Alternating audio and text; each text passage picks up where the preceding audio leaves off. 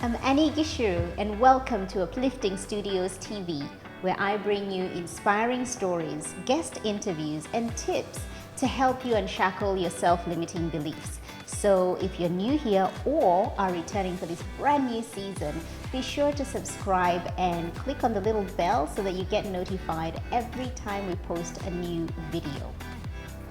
Today, my guest is a trailblazer of a woman who has been inducted into the 2020 Western Australia Women's Hall of Fame for her work in the mental health space, specifically working with migrants. Now, for those of us who come from African countries, we know full well the image that surrounds mental health, and it is a taboo subject. Tandi Kuwana is the founder of Mental Wellness Keys and is not only leading the conversation on migrant mental health, but is also doing the work that is greatly needed as a mental health advocate. Welcome to Uplifting Studios TV, Tandi. Thank you for having me, Anne. Now, we first met about almost 3 years ago when I was launching True Life Stories, which is now Uplifting Studios. And I remember being so drawn to your story. We chatted for a little bit, and you're one of the women who has been in my heart to want to share your journey and your story. So it's a great joy to have you here today. Oh, thank you. So I'd like to start with a quote from a blog that you wrote, a blog that you shared with me not too long ago. And it says, the shame attached to mental illness is twice-fold in some communities. And it is hard to find hope when there are no role models in the community to give people hope, normalize, and destigmatize mental illness. I had to be that person.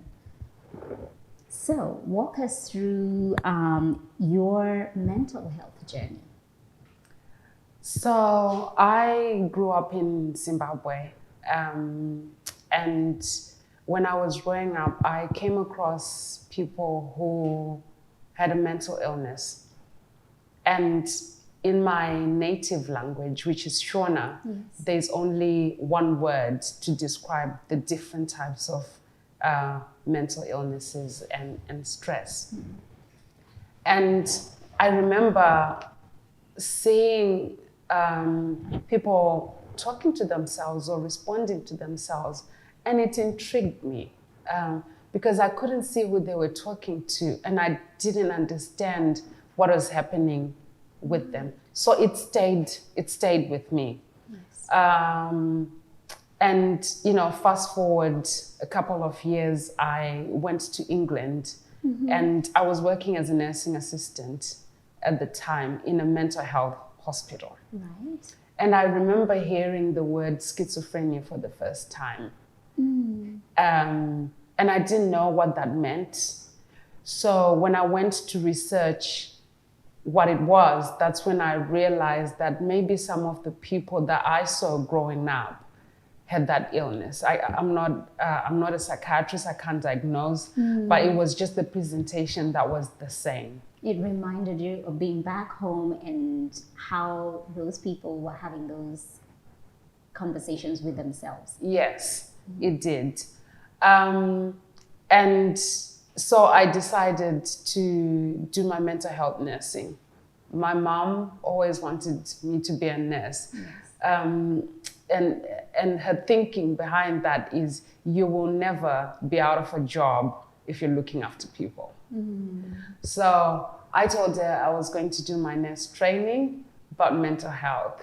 And she didn't like that one bit. And she thought if you ever came home, you would not get a job. Mm. But I had already decided that that was what I was going to do. So what was it that drew you to that? That you felt this is a space I want to work in. Yeah. What was it? Just wanting to understand human behavior, mm-hmm, a lot more, why people are the way they are, and also what happened to them. How did they get there? Because some of the people I had grown up with, especially during exam time, people were under such a lot of stress, and sometimes they ended up presenting with something that looked like a mental illness. But we didn't know back then what that was. And some of them dropped out of school. And so it's always been one of those areas that I was interested in. So I wanted to know more. Okay, alrighty. And so how did this lead you to founding mental wellness keys? So I came to Australia in 2008 as a registered mental health nurse. And I worked in different mental health settings. But even prior to that, people who looked like me were starting to access mental health services. And I was always conflicted about what the cause might be, because I've gone to uni and I've studied about mental illness and mental health. And then I also have my beliefs from where I grew up about what causes it and what would help. So I always wanted to help my community and destigmatize mental illness. So it was in 2015, I ended up being diagnosed with depression myself. And it was such a difficult time. I wasn't working at the time. I had sustained an injury that prevented me from working. And because I worked in the industry, I knew the extreme cases of what depression looks like. Right. And I thought that's where I was going. But something in me pushed me to seek help. When my GP said, I think you've got depression, and he referred me to a psychologist. While it was hard to accept the diagnosis, I did go for my sessions. Yes.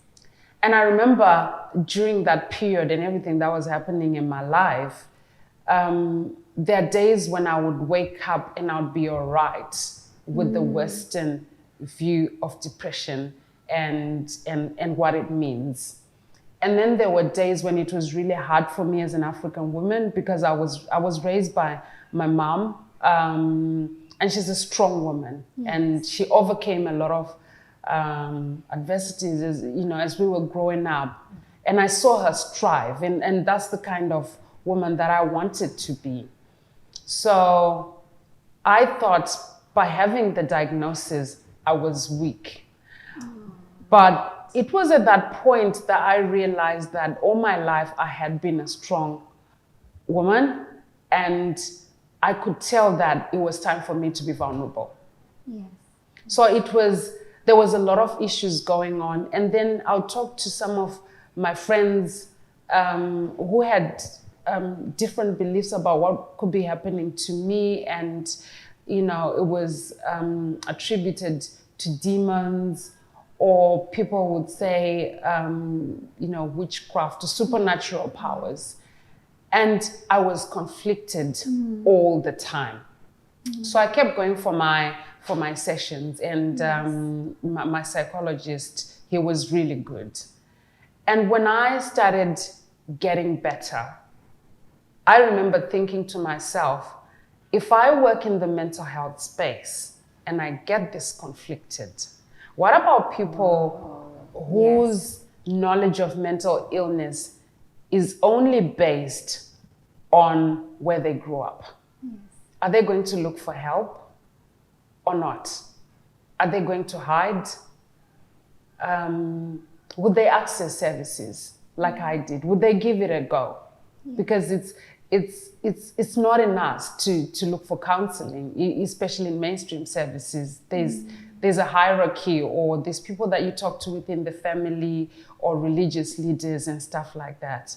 So paint for us a picture, Tandi, about how it is coming from, an African community, and how mental health is viewed, because living here in Australia, it is something that is quite acceptable. We talk about it openly, and we have, you know, days where months where it's mental health month. Are you okay? And so here it is quite natural and normal to have those conversations, whereas I know even myself coming from Kenya, it is so taboo. So can you just paint a picture for perhaps those who do not know, you know, what like how difficult it is in African countries and communities to really be transparent about mental health? Oh, it's a challenge. It's a challenge because I'll talk about where I grew up. So people with a disability sometimes are stigmatized, never mind mental illness. They're isolated. I know of cases where those who did not live on the streets, the people that I saw growing up talking to themselves, they would live at home and be isolated. So you'd never come across them in church, at family gatherings. And it almost felt as though they brought shame to the family. Like something has happened for the family to deserve that. So it's the shame and the stigma and the terminology that is used can bring upon a lot of shame, and sometimes people are shunned by their communities. They don't want to associate with you because of their beliefs of mental illness and lack of understanding. So from your experience, what are the signs that somebody needs help? You know, because there might be somebody watching who's like, I know something's not right, but I don't know if it's time for me to ask for help.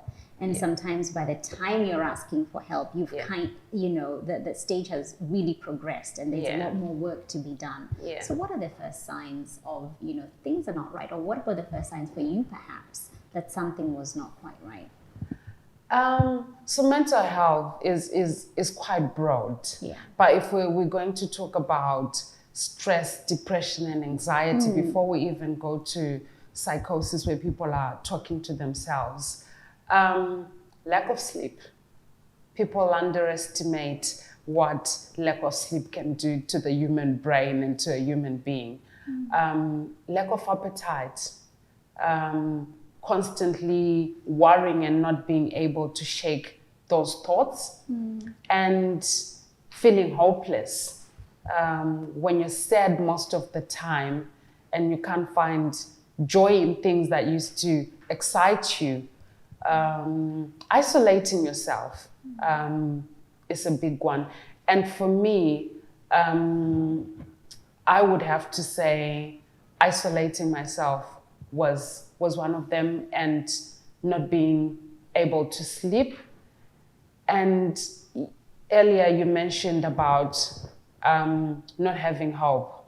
And that was a big one for me, because I do not know anyone who comes from my community who ever had a mental illness who went on to have a fulfilling life. So I thought I was powerful. Wow. That you don't know anybody who had a mental health issue who went on and had a fulfilling life. Whoa. So I couldn't see any hope, and I thought, right, if I get worse, I'm probably going to end up on the streets. And it didn't really matter that there's some celebrities, women of color, or you know, even just Western Australians who have disclosed their mental illness diagnosis, but they do have jobs. I wanted to see someone who looks like me. That's what I wanted. And I guess also coming from African communities, the side of religion plays such a big role. You know, there's the religion and there's the seeking, you know, medical assistance.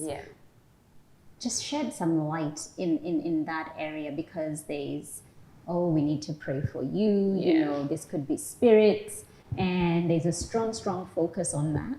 Yeah. And then there is, okay, I do need to seek medical help, and this is more than just, I guess, just prayer, and not to diminish prayer, but at what point do you pick, I need to have this medical assistance?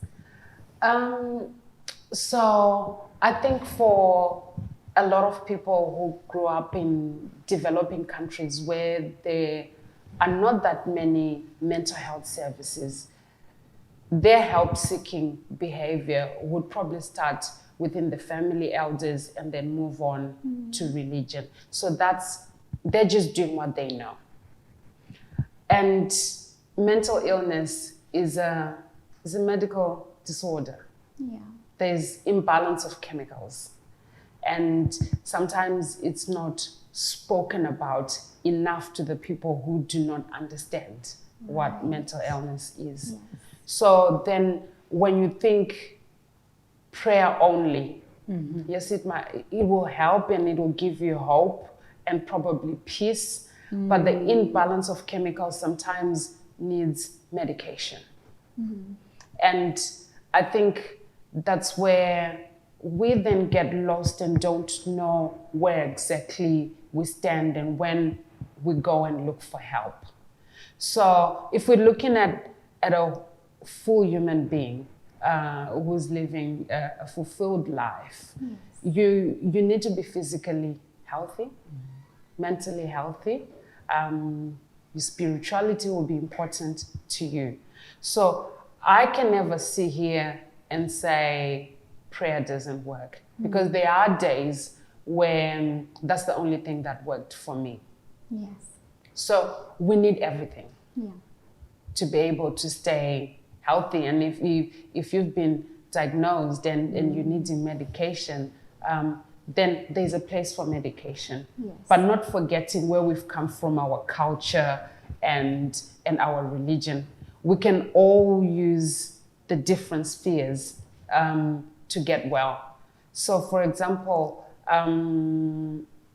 people do yoga and they meditate, and that works for them. Yeah. And we go to church and maybe a family gatherings or cultural stuff, and that works for us. So we can't ignore those things. They're equally important. But it's realizing that when people haven't been sleeping and they're worried about stuff, there is somebody who is qualified to help you with that problem. Yeah, absolutely. I love how you've put that. And so, Tandi, how can we begin to then normalize this discussion of mental health, particularly within the migrant community? I believe in the sharing of stories. And that's why I share my story with no shame at all, because I believe what I went through, a lot of people have gone through it. I've had people who have come to me after hearing my story and they say to me, wow, I didn't know that what I was going through has a name and I can go somewhere for help. So giving people with lived experience a platform to share their stories, it starts those conversations at dinner tables. It starts conversation in workplaces. People might not agree because mental illness is not a black and white area. But the more we talk about it, the more we become educated and we can encourage each other to seek help. Yeah. With you personally, what are some of the self-limiting beliefs that you've had to overcome to do the work that you do? And you know, you sit here and you speak so well about the subject. And have you had to overcome self-limiting beliefs to sort of put yourself out there? Oh yeah, oh yeah. So I lived in a high-density suburb in Zimbabwe, and I went to what they call a Group A school that was in a more affluent area. Right. So coming from what was observed and seen as a poorer background, I didn't feel confident. I didn't feel like I belonged there. Right. When other kids had polony, I had jam. And I wanted polony sometimes. So it's just those little things when you're a child. And my accent wasn't quite right because I was still learning English. Some people were already fluent. Yes. So I knew from an earlier age that I was capable and I had a lot more to give. But I didn't think I was worthy of the space to share my story or to even do public speaking or give a report at school.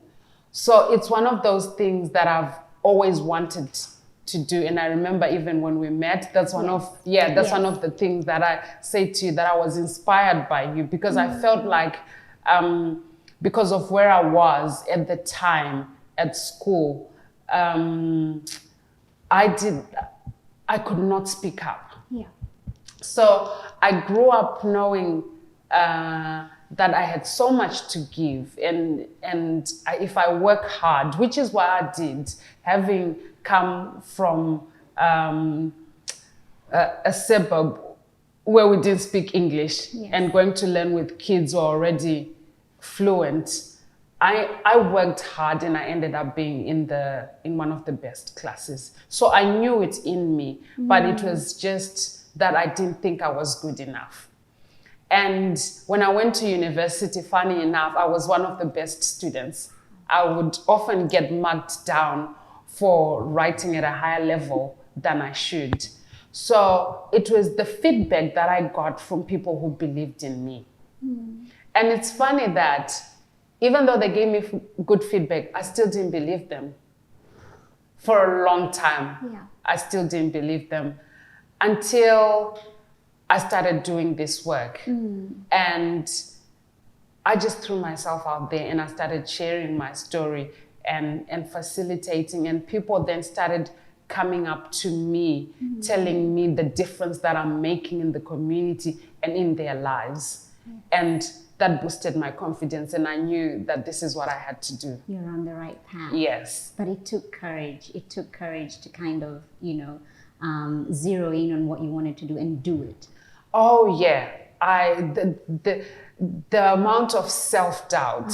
And as you can probably imagine, as an African woman, I had most of the decisions about my life being made by a male. And all of a sudden, I have to make decisions. And I don't know how to make decisions. So I would question and doubt my decisions, even though I knew that I'm on the right path. I needed someone to tell me that, yeah, you're fine. Yeah. And it's still a constant battle that I go through. It's still sort of a becoming. You're still becoming. You're still evolving. Oh, yes. So let's talk about being inducted into the West Australian Women's Hall of Fame, Tandi, for 2020. Congratulations. Oh, thank you. And I saw you posted on your social media platform, and you shared your how honored you were to receive this. And you said something that really struck a chord with me. You spoke about women of color having to break the barriers that are there, especially when it comes to glass ceilings. Yes. You said that glass ceilings are double glazed, that it is harder. Yes. Can we talk about that a little bit? Can we talk about the fact that, for women of color, women like us, our journey is a little bit difficult, and that it takes so much to just be here, be visible, and do the kind of work that is impactful, that is purposeful, and that is making a difference in people's lives. Can we just talk about that for a moment? Oh, yes, definitely.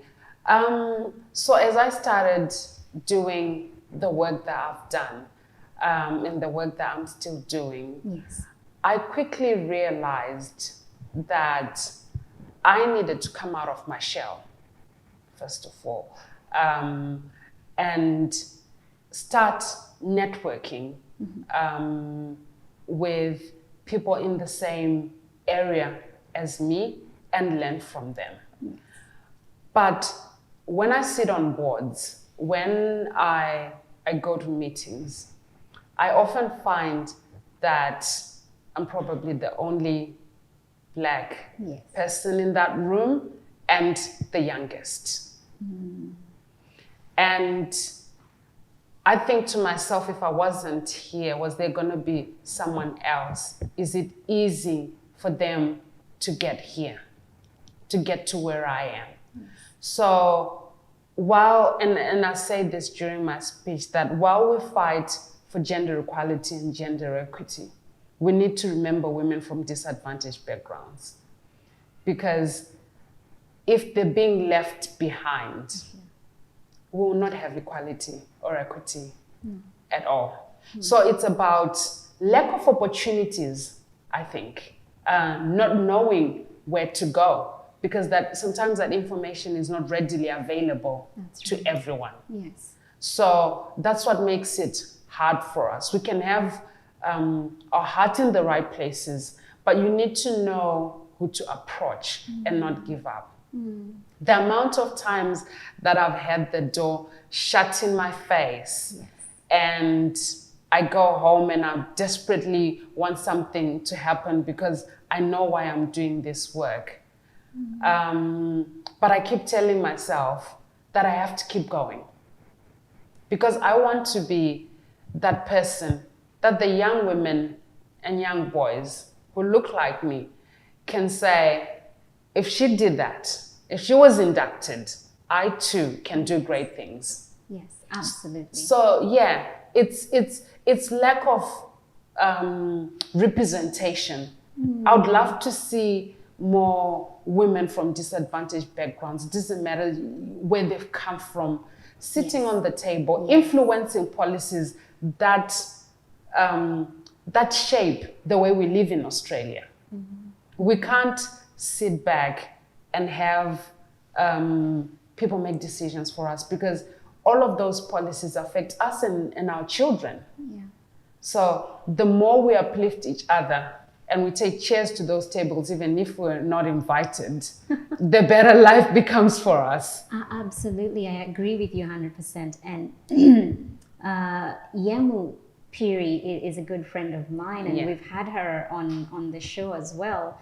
And she recently shared that, you know, as women are fighting to get a seat at the table, you know, women of color, Black women as well, are, we're just trying to get in the room. We're just trying to get in the room, let alone the table itself. We're just trying to get into the room. And, you know, the fact that you cannot be what you cannot see. If you cannot see that representation, it is very difficult for you to then even aspire to be that. And for me, my journey has been very much one of not seeing that representation. I've been in Australia for 20 years, and initially coming here to study, to get into television, to do what we're doing right now, Tandi. But there was no one who looked like me or sounded like me. And I was like, I can't do this. They're not going to understand, you know, my accent. And secondly, there is no one doing this. So how can I possibly do this? And with a lot of growth that has happened over the past 20 years and mental shift, you know, shifting how I think, that perhaps I need to be that person for somebody else. Maybe I need to be that dream holder for somebody who's looking and wanting to pursue something, but they don't see that representation. And I think also motherhood, and let's come to motherhood now, it changes things. You know, how has motherhood changed you in terms of the work that you're now doing? My children inspire me. They know about my diagnosis, and they know the work that I do. But they're the reason why I do what I do. Because I would love for them, if they ever have any problems in their lives, to look for help. I would love for them to be open-minded and to know that it's okay. It's okay to not be okay sometimes. And while we go to church, I would love for them to also embrace the Western culture the same way they embrace my culture. And that includes looking for help when you need it from the mainstream services that we have. We're still a long way from having services that are only dedicated to migrants and refugees who've come from developing countries. But while we're moving towards there, and I do believe that we'll get there, we use mainstream services. So my daughter, when I look at her, I want her to look at me and be proud. And she's 9 now, and she's starting to understand the work that I do. But sometimes she says, "Mom, why can't you have a regular job like all the other mothers?" I think one day she'll look back and she'll be glad that mom didn't have a regular job, that mom was doing the most important job she could at that point in time. And I think she will. You're already an inspiration. You are already a huge inspiration. And so for somebody who's watching this and thinking, I think I need help, where can they go? Where can they start? GP. Yeah. Just going to your GP. And because in Africa, healthcare is expensive. It is. People don't go to the GP because they can't sleep. It has to be a serious illness. Yeah. But we've got the resources in Western Australia. We've got the resources in Australia. That's right. So start with your GP. And if you ever watch television or the news, there's always services that are being advertised. There's Lifeline, there's Beyond Blue, and some of them are, you don't have to go. You can just be talking to someone over the phone. You can call. Yes. You can call. So always remembering that there's somebody who's gone to university to deal with your problem, and look for them. They're everywhere. Yeah. So what's your message of hope? You know, I think living in a world where there's just so much constant bad news, negative news, fake news, you know, sensationalized news. What's your message of hope to the person who's watching this and going like, I'm a woman of color. I have self-limiting beliefs from here to, you know, God knows where. I doubt myself. I would love to be a Tandi one day, but I don't even know where to start. To the person who's having mental health issues and they can't move forward, what's your message of hope? So to the person who's watching and thinking they would love to do what I do or whatever their passion is, I say keep banging on people's doors. Do not stop. And always remember that those people in power, people who can help you, are just like us. I knock on people's doors and I introduce myself and I ask for exactly what I want. And if I'm turned down, I've started telling myself it's not the right time, an opportunity will come. And Kandu, I don't know if you know Kandu Of Bells. course I do. We interviewed, and Kandu is in the first season. Yes. So yes, I do know her. She introduced me to the Gratitude Journal. Oh, beautiful. And it's the best thing ever. And so every morning, whenever I can, I write 3 things that I'm grateful for. And at the end of the day, I do the same. And I've noticed that by doing that, when I've looked for opportunities and things are not going in my way, I look at the good things that have happened and I don't sweat the small stuff. Oh, you know, it's counting your blessings. Yes. You know, you will be amazed at how much there is when you focus on the good and not the negative. Yeah. And, you know, to people who are experiencing mental health problems, listen to my story, listen to the story of others, and look for help.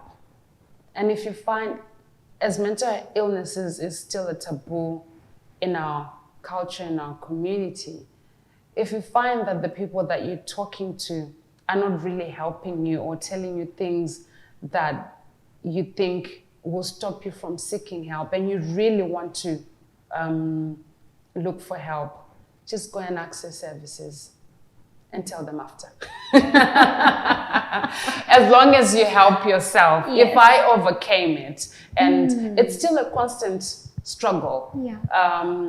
But if I did it and I share my story with the public, Yes. so can you. You can go and look for help. Absolutely. Tandi, thank you so much. Oh, It's thank you been very such a much. joy having you on here. And I want to let you know that we see you. Oh, We thank see you. the work that you're doing. And it's making a difference, and we honor you. Oh, thank you. And thank you for providing a platform for me to share my story. You're so welcome. Thank you. It is my hope that after watching this episode with Tandi, that it has stirred up something in your heart. So if there's something that you feel you want to pursue, and you know that you've been created for more, like, you know, as Tandi has said, she knew there was something in her, and that she had this thing that she wanted to do. She wanted to serve, she wanted to do more. She knew she was created for more. And maybe that's you, maybe that's your story. I encourage you to forge on, you know, keep going, keep your eye on what lies ahead and what you're capable of, and don't let any self-limiting beliefs get in your way. Thank you so much for watching Uplifting Studios TV. My name is Annie Gishiru, and if you are looking for ways to unshackle your self-limiting beliefs, head over to upliftingstudios.com.au. Until next time, thank you so much for watching.